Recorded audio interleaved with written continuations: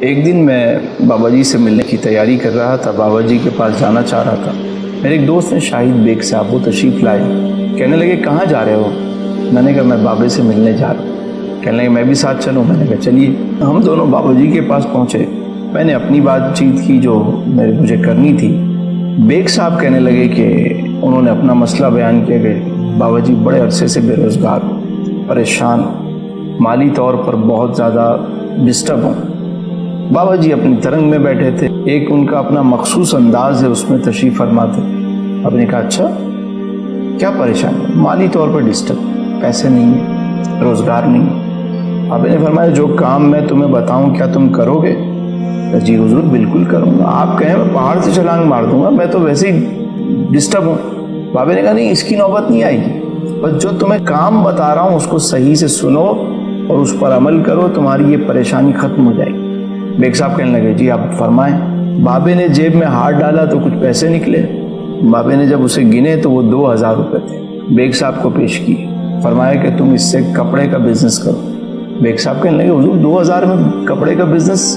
فرمایا ہاں، صدر جاؤ اور یہ جو ڈسٹنگ والا تولیہ ہوتا ہے یہ خریدو 2000 روپے کا، اور یہ جو کپڑے ہوتے ہیں گاڑیاں صاف کرنے کے یہ خرید لو اور اسے تم بیچو۔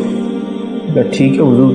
پھر کا جو پروفٹ ہو اس کا 5% اسی وقت اللہ کی راہ میں تقسیم کرنا اور پھر گھر جانا۔ ٹھیک ہے۔ اب بیگ صاحب صدر گئے، دوسرے دن انہوں نے 2000 روپے کا سامان خریدا، اسے بیچا، جو پروفٹ ہوا اس کا 5% نکال کے انہوں نے تقسیم کیا اور چلے گئے گھر۔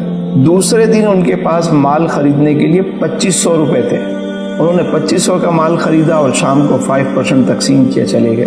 تیسرے دن ان کے پاس 3000 روپے تھے۔ اس طرح ان کا بزنس چل نکلا۔ پھر کیا ہوا کہ انہوں نے ایک اسٹال لے لیا، ایک ٹھیا لے لیا وہاں پہ۔ اس کے بعد ایک دکان، پھر 2 دکانیں، پھر 4 دکانیں، کام چل نکلا، یہاں تک کہ ان کو 5% کو کیلکولیٹ کرنے کے لیے اور اس کا حساب کتاب رکھنے کے لیے ایک پوری ٹیم ہائر کرنی پڑی۔ شروع میں تو وہ یہ کرتے کہ جو 5% ہوتا اس کا کھانا پیک کراتے اور جاتے ہوئے راستے میں وہ کھانا تقسیم کرتے ہوئے گھر چلے جاتے۔ جب کام بڑھ گیا تو پوری ٹیم اس کو مینیج کرنے لگی۔ ایک دن وہ میرے پاس آئے، کہنے لگے کہ بابا جی کے پاس چلنا ہے۔ میں نے کہا چلو۔ انہوں نے کچھ گفٹ بھی لیے ہوئے تھے، تحفے تحائف تھے۔ بابا جی کے پاس پہنچے اور کہا بابا جی آپ کا نسخہ کام کر گیا، ماشاءاللہ مال میں خوب برکت ہوئی۔ بابا نے کہا بیٹا زکوٰۃ تو سب نکالتے ہیں، زکوٰۃ نکالنے کا تو حکم ہے، مزہ تو جب ہے کہ اپنی وائٹ منی سے بھی خرچ کرو اور کوئی بزنس میں اللہ کے لیے کوئی حصہ مقرر کر لو، آپ دیکھو اس سے آپ کا بزنس گرو کرے گا۔ اللہ کو جب تم پارٹنر بناؤ گے تو اس کام نے چلنا ہی چلنا ہے۔ بابا جی فرمانے لگے کہ بیٹا یاد رکھنا، جو لوگوں کے لیے کھانے کا انتظام کرتا ہے اس کا کھانا کبھی کم نہیں ہوتا، جو لوگوں کے لیے پانی کا انتظام کرتا ہے اس کا پانی کبھی کم نہیں ہوتا۔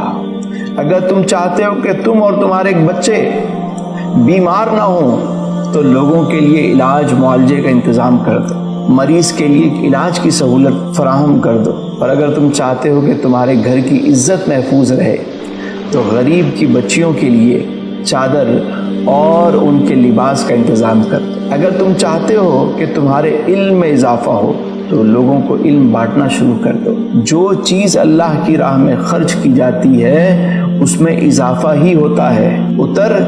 جس کنویں سے لوگ پانی نکالتے رہتے ہیں اس میں نیا پانی آتا رہتا ہے، اور جب لوگ پانی نکالنا چھوڑ دیتے ہیں اس میں کائی جم جاتی ہے، وہ جوہر بن جاتا ہے۔